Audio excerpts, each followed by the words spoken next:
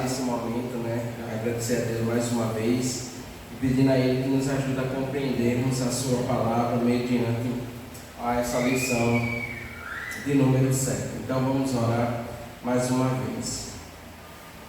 Santo Deus, querido Pai, nós somos gratos a Deus por tudo que tem feito em nossas vidas. Obrigado, Senhor, por essa manhã que o Senhor tem nos dado. Obrigado, Senhor, pela nossa presença aqui na Tua casa, Deus. Então, ó Pai, nos ajuda a compreendermos esse estudo, ó Pai, que cada palavra aqui referida, Deus, seja para o nosso crescimento, seja para que cada vez mais possamos ter uma vida de santidade, para que cada vez mais tenhamos compromisso sincero contigo, ó Deus. Te louvamos, te agradecemos por tudo, em nome do Teu Filho amado Jesus. Amém e amém. Então, hoje é a lição de número 7, que é seguir o Senhor Jesus envolve renúncia, né? Então, seguir o Senhor Jesus envolve renúncia. É impossível para alguém seguir o Senhor Jesus sem haver renúncia. É necessário que haja o quê? Renúncia, porque Ele nos chama a vivenciar essa renúncia nas nossas vidas. Então, baseado nos capítulos 13 e 14 do Evangelho de Lucas, nós estaremos compartilhando dessa lição que diz: seguir o Senhor Jesus envolve renúncia.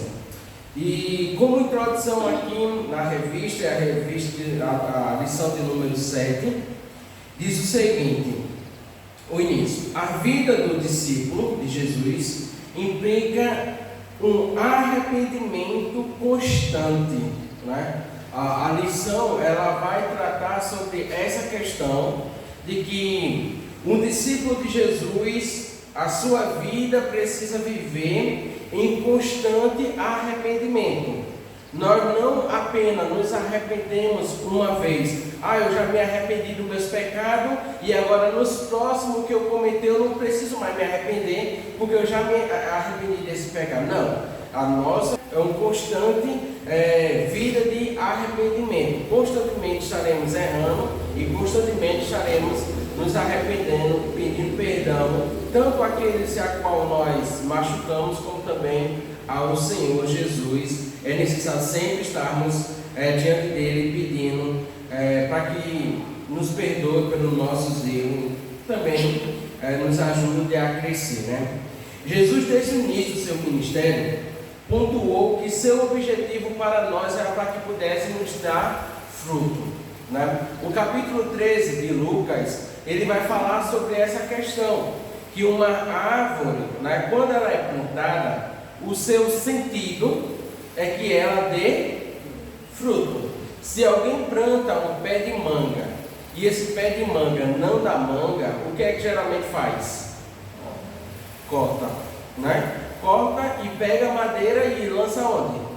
No fogo, porque é assim que todo mundo faz, né? Pega a madeira para poder queimar. E Jesus utiliza dessa figura de linguagem para dizer que assim será para todos aqueles que não seguir a Jesus de forma a ponto de dar fruto. Aquele que está na igreja, aquele que vive uma vida indo para a igreja, mas não produz fruto, ele diz que ele é cortado desse envolvimento com Cristo. Ou seja, alguém que não dá fruto não tem parte com Deus. Porque uma árvore que está ligada ao Senhor, no caso, a pessoa que está ligada a Jesus, ela precisa dar fruto.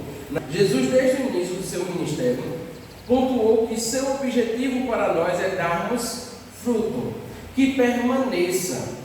Por causa do pecado, temos impedido o Senhor de ver em nós frutos. E muitas vezes isso acontece durante a nossa vida. Então, muitas vezes o pecado na nossa vida nos impede de produzir frutos. Geralmente estamos preocupados com a nossa própria vida, estamos preocupados com as nossas necessidades, estamos preocupados com aquilo que vamos fazer, com aquilo que vamos realizar, e esquecemos de fazer o principal, que é de dar fruto. E o autor ele vai falar muito nessa questão aqui sobre dar fruto, e nós vamos estar acompanhando essa história. J.C. Hiller, aí mais embaixo, vai dizer assim, comenta: em todas as igrejas existem muitas pessoas que ouvem o Evangelho e estão penduradas à beira do abismo da perdição. Durante muitos anos, ela tem vivido na melhor parte da vinha de Deus, mas apesar disso, não produzem fruto.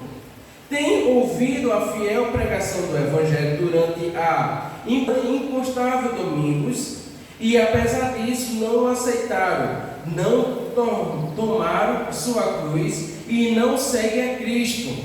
Talvez não esteja cometendo pecados notórios, mas nada fazem para a glória de Deus. Não existe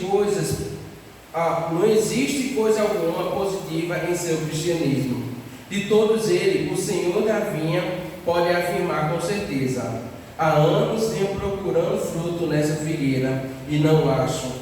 Pode cortá-la, porque está ela ocupando inutilmente a terra.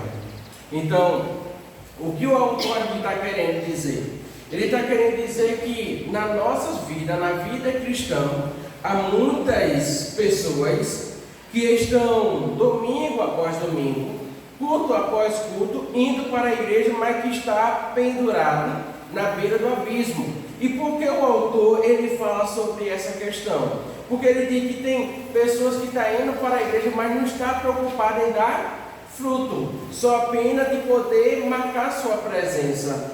E ele está dizendo aqui que existem muitos crentes que vivem uma vida, eu vou para a igreja, chega lá, ouve o culto, sai como se fosse tudo normal, e não está nem um pouco preocupado em produzir fruto. E aqui no finalzinho, quando ele pega a fala do Senhor Jesus, dizendo assim: há anos venho procurando fruto nessa figueira e não acho, pode cortá-la, para que ela não ocupa um espaço que poderia uma outra árvore estar ocupando aquele espaço. Então, ele vai dizer assim: se essa árvore está plantada e não está produzindo fruto, é necessário cortar. E foi isso que Jesus pediu para que os seus discípulos fizessem: cortasse essa árvore, porque não está produzindo fruto digno de arrependimento, ou seja, não tem parte com ele. Então ela não precisa estar ali ocupando aquele espaço da terra. Então, assim preciso entender que uma árvore, ou nós que somos essa árvore, plantada em Cristo, preciso dar fruto. Nós precisamos produzir fruto digno de arrependimento. Nós não podemos viver uma vida de qualquer jeito. Nós não podemos achar, ou pegar esse histórico católico que muitas vezes nós temos, Você comete pecado a semana todinha, no domingo vai para a missa para que ali seus pecados sejam perdoados. Não é assim. A nossa vida é um dia após o outro. Se eu pequei naquele dia, eu vou me arrepender dos meus pecados, eu vou orar a Deus e vou pedir perdão a Ele. E não venho para a igreja para ser abençoado, para passar a semana, ou muito menos para ter meus pecados perdoados, porque a igreja não tem esse poder, é você e Deus. Lembre-se que o véu foi rasgado, então hoje eu não preciso de um sacerdote para poder falar com Deus. Eu e você temos essa liberdade de poder falar diretamente com Deus e colocar diante dele a sua necessidade, as suas dificuldades, e pedir perdão, se assim for necessário, por alguma coisa que nós cometemos. Agora, por que não produzimos fruto de Jesus em nossa vida?